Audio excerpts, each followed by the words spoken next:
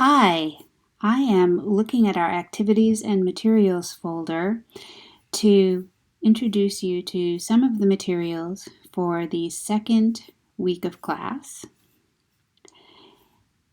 This week, we will read a little bit from Ta-Nehisi Coates and James Baldwin.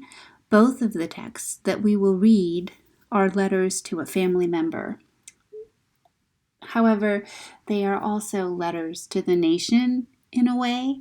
I don't think when Ta-Nehisi Coates wrote Between the World and Me, his intention was that his son would be the only audience for the book, and the same for James Baldwin. So this is the activities and materials folder where you can find whatever the reading or viewing or links to material are for each week. But to navigate and understand what to do with these materials, you can look at Agenda and Goals, which is the extensive breakdown of the syllabus. So we have already moved forward with our introductions, our scavenger hunt, and our theme for AFAM 204, based on Langston Hughes' theme for English B. So now we are looking at the second week of class, and our discussion is a letter to my blank, because you will write to whomever you'd like. There are also quizzes for this week and some reading/listening about the concept of the middle passage in a poem by Robert Hayden. So knowing that you have a discussion to do and some quizzes in the syllabus breakdown, you then go to the materials and scroll to the fourth lesson. This is our excerpt from Ta-Nehisi Coates, and as you can see, I misspoke, I meant third lesson. Ta-Nehisi Coates, we have a link to the PDF, we have a web link to the reading, and these are the same thing, just in the event that your Adobe Reader doesn't work or that the internet is misbehaving somehow. I like to give you as many possible ways to access the reading as possible. So we're going to look at this excerpt from the National Book Award winning and possibly Pulitzer Prize winning book, Between the World and Me, which is from 2015. Then we have a short video in which Coates talks about white supremacy, and another video in which James Baldwin talks about how books teach white supremacy. Now, in your view, and let me see if I can try to back this up.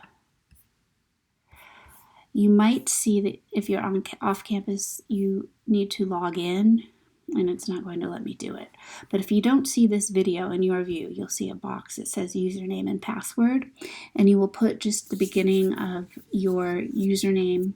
For me, it's COBRIEN, not the at USC Upstate part, just the beginning of the username, and also my Blackboard password, and that logs you into the database for the library so that you can watch these videos.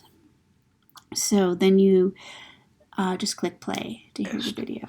Which over these past few weeks has me thinking of the conversation I had earlier this year, from the slave ships to the plantations and all the terrible things that have followed in a country organized around white supremacy.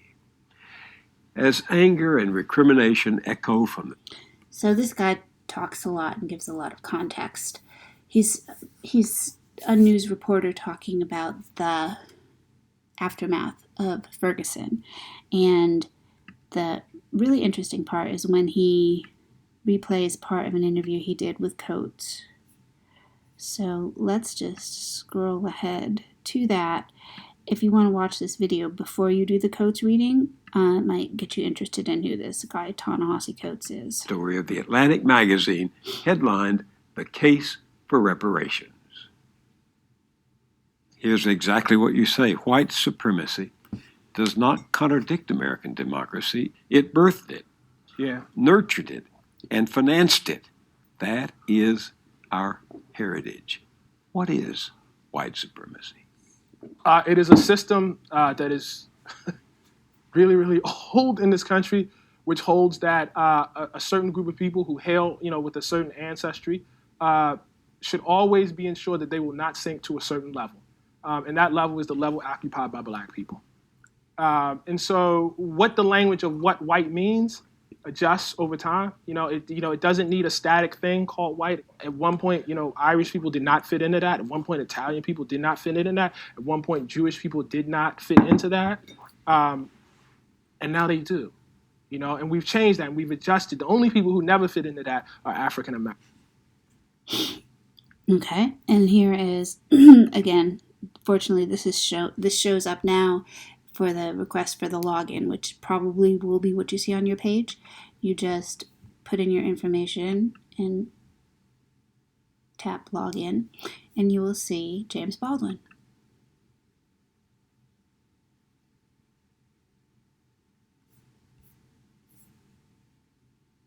When I was growing up, I was taught in American history books that Africa had no history, and neither did I.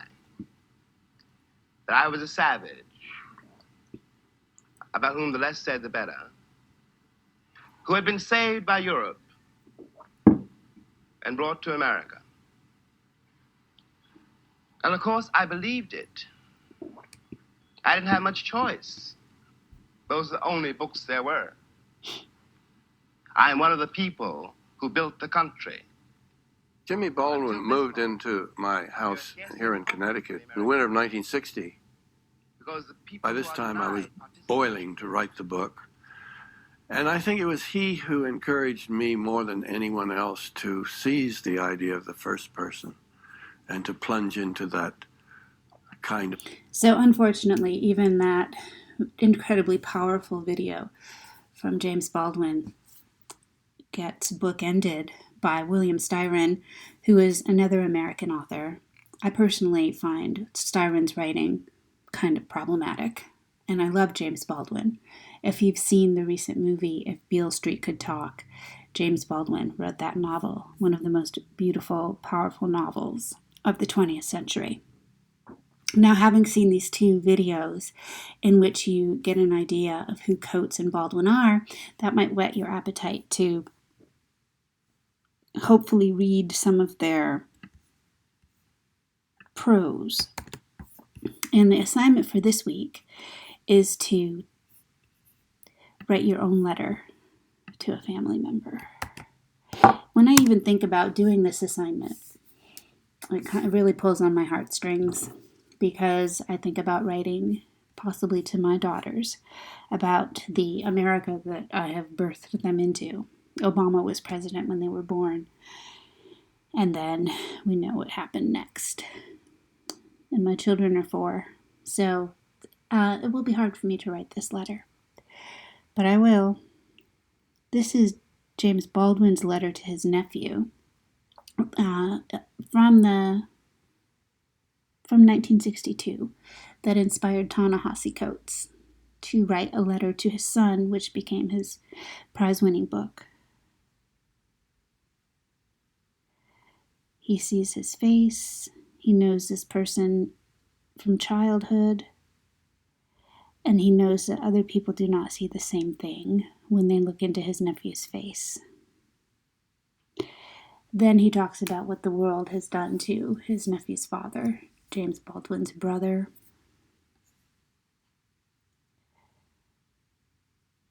And then he opens up the address, I think, not only to his nephew, but to the country that we live in. My dear namesake, these innocent and well-meaning people, your countrymen, have caused you to be born under conditions not far removed from those described for us by Charles Dickens. If you think of Oliver Twist and the famous writing about poverty that Charles Dickens created 200 years ago, that's to what he refers. So he is talking about white supremacy and talking about the same conditions that Coates is talking about and how they affect his nephew in 1962. So that's how you find the materials. Like I said, I haven't actually written that short letter to be a sample of our discussion yet. And I think it's a difficult thing to do, not only intellectually, but perhaps more so on an emotional level. So our discussion, where you submit that work, comes right here. And you create your thread, you write your letter to whichever person you'd like. The other work for this week is that you read about Coates and Baldwin, and you take the first quiz. Then the next assignment for this week is a poem by Robert Hayden.